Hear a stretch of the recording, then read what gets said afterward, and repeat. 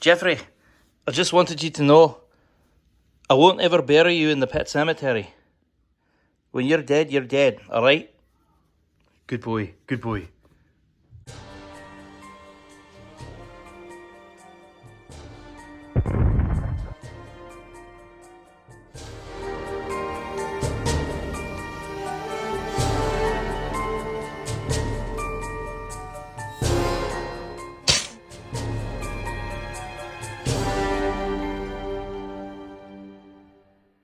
Hey guys, so I watched Pet Sematary Bloodlines a couple nights ago, and let's talk about it. Overall, I actually do kind of agree with what people are saying about it, that it's kind of just like, okay.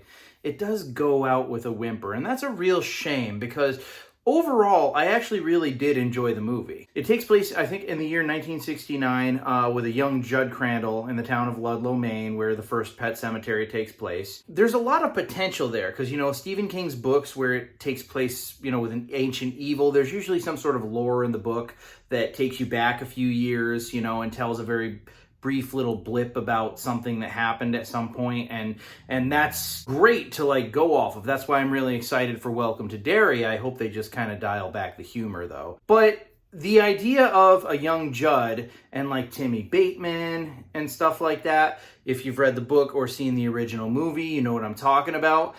There's a lot to be done there, and I was kind of, you know, excited for that to happen. The way the film opens up is a lot different because it doesn't go with the typical Pet Cemetery formula where something happens, somebody goes to the pet cemetery.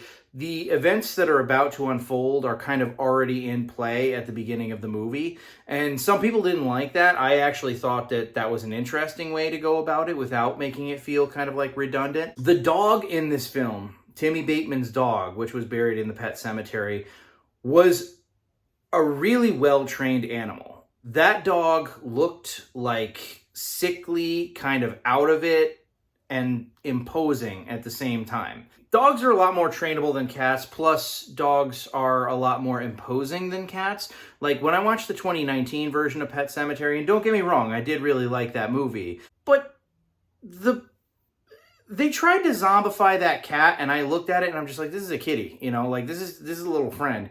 He doesn't have a violent bone in his body. The dog was very well trained, very imposing. I felt like they didn't do enough with it, frankly. The cast is great. You know, you got Henry Thomas, Elliot himself. You have David Duchovny in it. I like the fact that the movie also revolved around like the descendants of the Micmac Indians, how they had kind of their own little community there.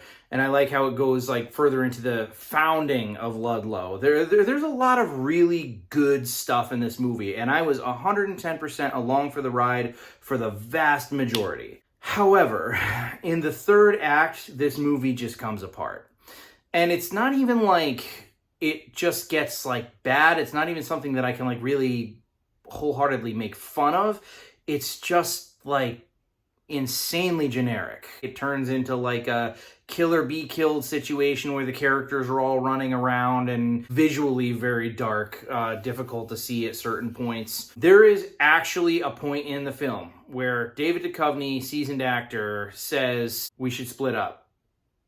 And they're in a creepy, unknown, very dark, like people have already been killed kind of a situation.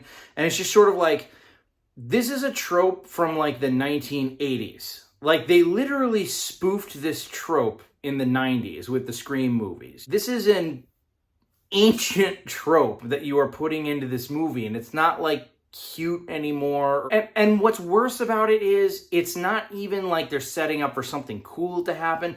They're just setting up so that you know that people can get picked off one by one. There's nothing like imaginative in anything that follows. It's just, let's split up. Insert the next, 3 death scenes of the movie. Even the way the movie ends, it doesn't fully tie in, not fully, to the 2019 Pet Sematary. And that's not saying that it couldn't with the passage of time. It's just that there are certain things that aren't accounted for. And I mean, the movie even goes out on kind of a cheap jump scare. And it's just sort of like, man, you guys had it. You really did. And I mean, like, I actually do recommend that people watch this movie. The first two acts are, I think, quite interesting. They're very well done, very well filmed. The soundtrack of the movie is really good. Like, everything about it was working for me. Possibly even more than the Pet Sematary remake, up until that last act. And then I was just like, oh man, you guys dropped the ball hardcore. You just didn't know how to stick the landing on this one, you know? This is really a shame, because it was otherwise a good movie, but it's just like the worst thing about the third act is I started to kind of tune out. Like, it wasn't interesting. It was so generic. It was so, I've seen this before, that I kind of like was half awake watching it. But it's still worth it to see. It's an interesting take. I wish that they thought it through a little more. I mean, not for nothing, it's been, what, 4 years since the Pet Sematary remake? They had time to, like, finish this, essentially. But anyways, that's my thoughts. Did anybody else see Pet Sematary Bloodlines? If you did, comment below and let me know what you thought. What did you think about those first two acts? Because I really was on board. Like, let me know what you thought. Comment below, subscribe if you like, and check me out on Rumble if you like. And that's all she wrote.